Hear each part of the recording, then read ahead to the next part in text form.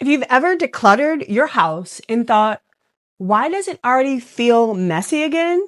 It's not because you missed a spot. It's because decluttering lists don't talk about the hard stuff. It's something I see all the time with my organizing clients. There's a type of clutter that quietly undoes all of your effort. Once you see it, decluttering finally starts to stick. Why this keeps happening? I've watched people declutter everything they were supposed to.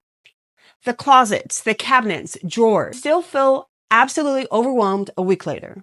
Not because they didn't try hard enough, not because they're disorganized people. It's because the clutter that causes the most stress isn't obvious. It's tied to guilt, obligation, and unfinished decisions. Most people don't realize how much mental space that takes up.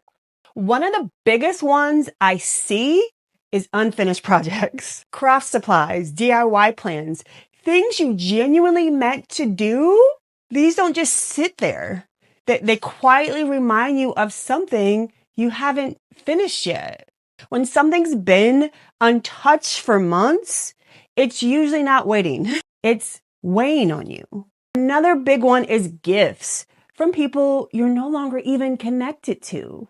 Not things you love, things you keep because getting rid of them feels rude. Your home isn't a storage unit for past relationships. Keeping something out of guilt doesn't honor the relationship. It just keeps the emotion weight in your space. And the third one I see constantly is clothes you're keeping because someone else loved them on you.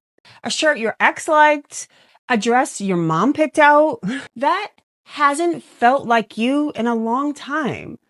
Closets work best when they reflect who you are now, not who you were trying to be for someone else. Notice the pattern here? None of these are disorganization habits. These are unresolved emotional decisions. Until they're dealt with, decluttering will always feel temporary. No matter how many lists you follow for decluttering, you don't need to fix everything. Just notice which one made you pause for a second. That's usually the one that's been pulling you backward.